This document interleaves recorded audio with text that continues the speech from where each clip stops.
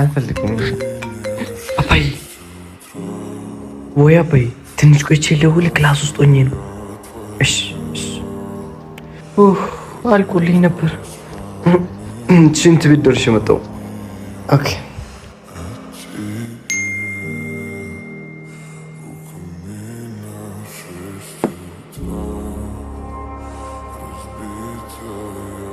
እና አሁንም ድረስ ታወራላችሁ? አምኜ ነበር።